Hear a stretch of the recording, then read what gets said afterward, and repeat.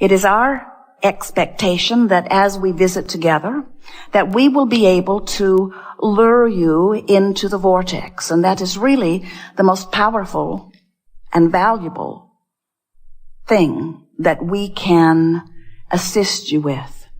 If we can convince you that this vibrational reality does exist, and that shouldn't be hard because you have emotions that are pointing out the variance between you and you all day, every day.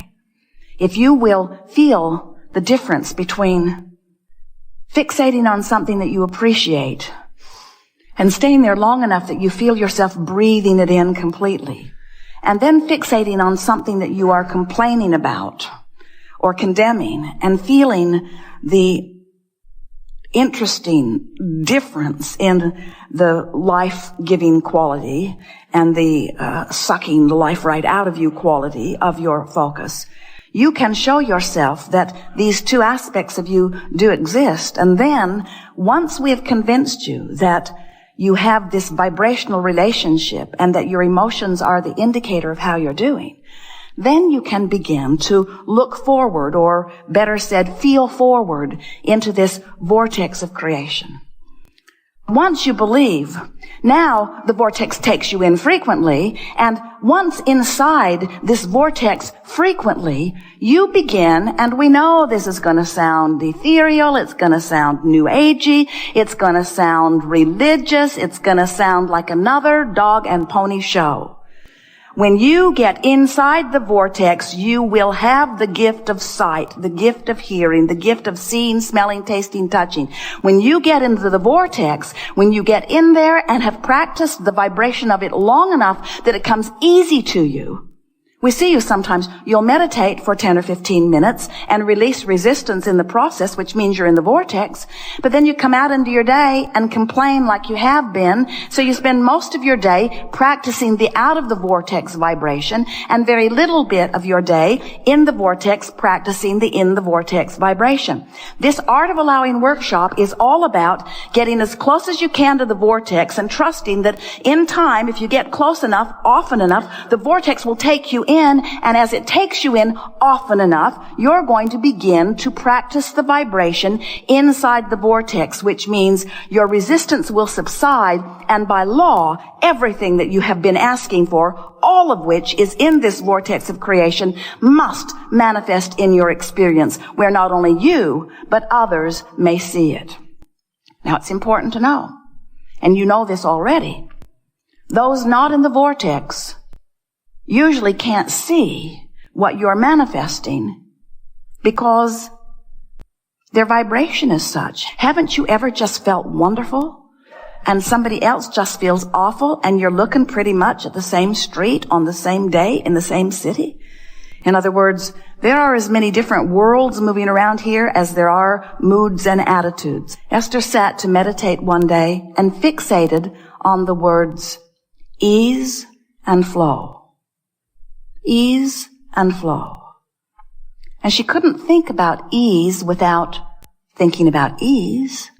Ease is a hard thing to be confused about. Ease is ease. Ease is wonderful things happening without struggle. Ease and flow. And as she pondered those two words for 15 minutes, when she came out of her meditation, her day turned around. She found more productivity with more fun and less effort than she'd experienced in a long, long time. And she thought, I like that feeling of ease. And we say, what she did was she accepted with very little effort the leverage of the vortex.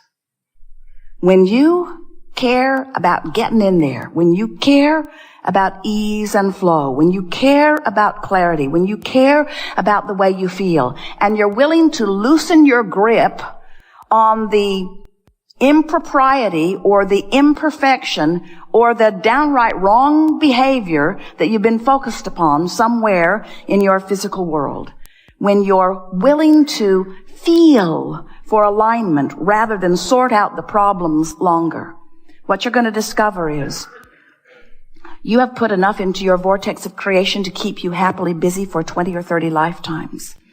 And when you focus in a way that no longer keeps you out of the vortex, everything that you want will show up in your experience. Now, we hope you heard that in exactly the way we meant it, because we want you to accept that what law of attraction is, it is a unifying law. It is a culminating law. It is a attracting law. In other words, it is the law of rendezvous.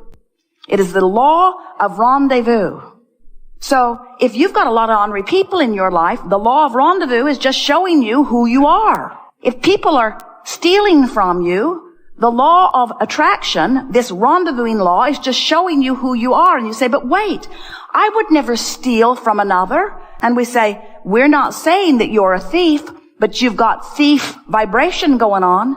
You're worried about people taken from you. You're worried about that sort of thing going on. It's active in your vibration, and the activation of things going wrong is the preventative reason preventing things from going right. Can you hear it? So, we'd like to just zap you all with clear insight that makes you say, I'm going to stop fussing over the small stuff. And technically, it's all really small stuff. It's all ineffective, unimportant. It's not needing to be documented because it's out of the vortex. I'm going to train myself into the vortex. That's where we want you to be when you exit this theater at the end of this day. We want you to have one thing and one thing only on your mind. That vortex place seems like a good place to be, and I'm going to feel my way in there. Now here's the ulterior motive for getting in there.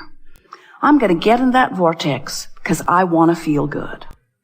Now, we know how off that must sound to someone outside the vortex who wants stuff to come that isn't coming. But if your motive for getting into the vortex is to make that stuff that isn't happening happen, now you've activated the stuff not happening and you can't get in the vortex. So if your motive is just to feel better, here is the largest motive that we would encourage you to assign to yourself about getting into this vortex. In other words, don't say, I'm going to get in because that's where all my stuff is and I'm tired of being without it, because that's what happens. I'm going to go in there and get my stuff that I don't have. Well, then you don't get in.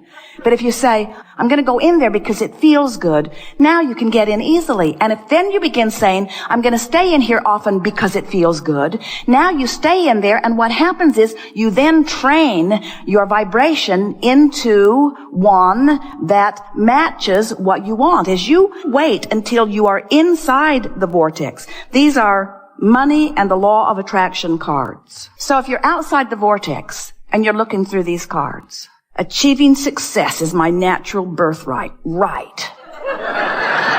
Right.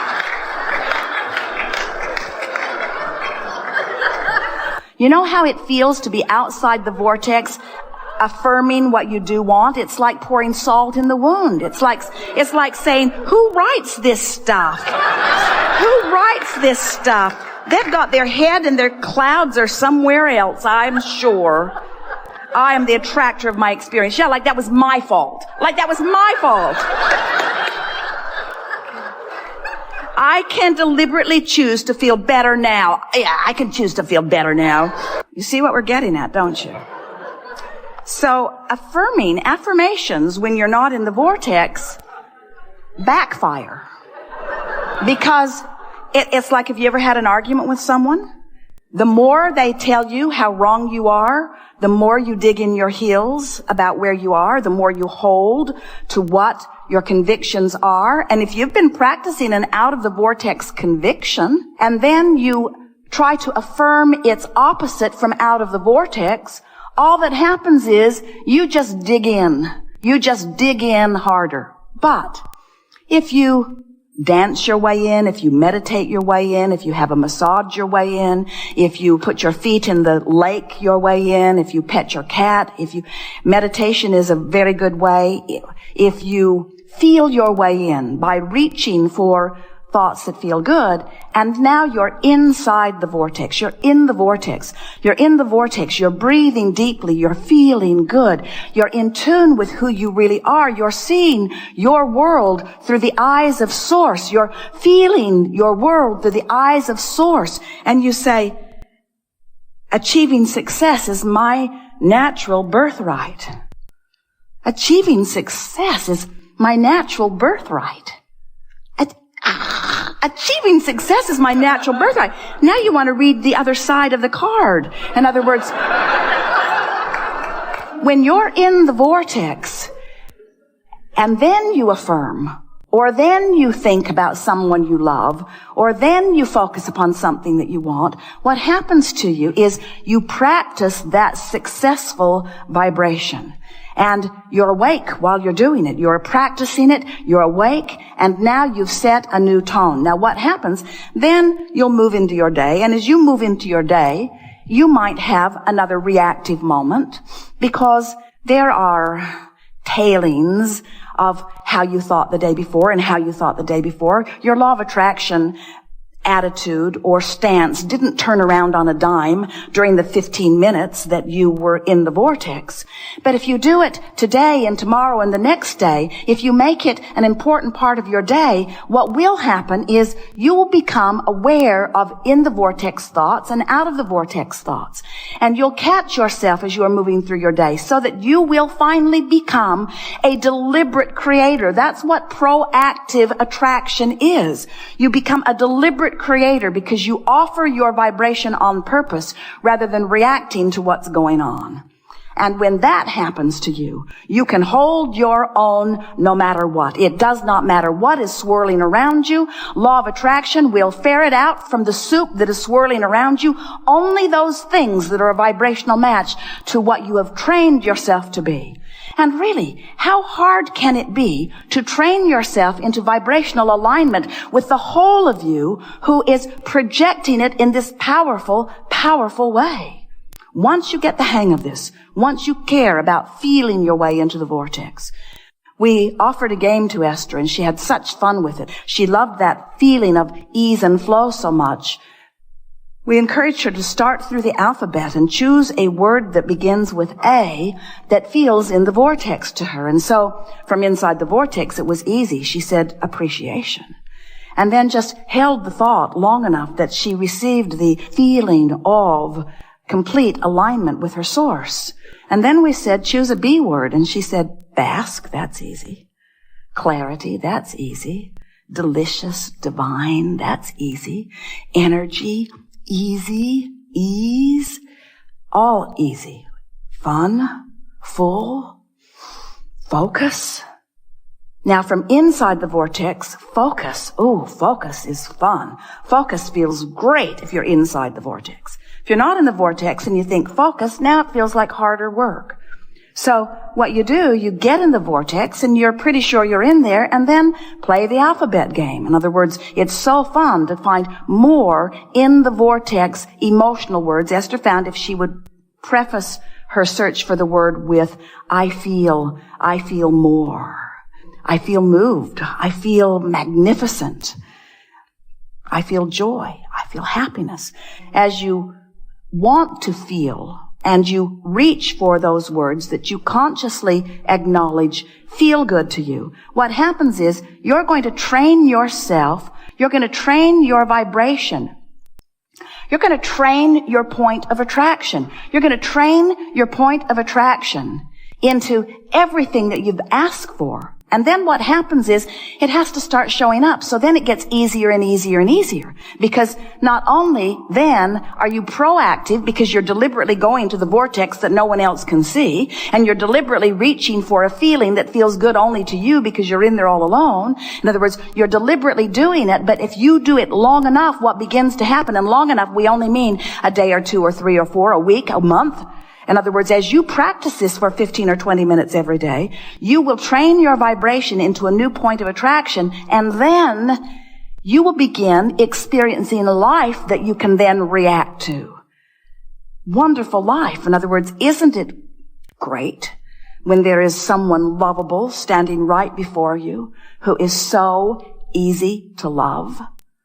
But before you know about the vortex, and before you know about how you can find the feeling of love even if you are surrounded by scoundrels, before you know that, then lovable ones usually just train you to be annoyed at those who aren't lovable.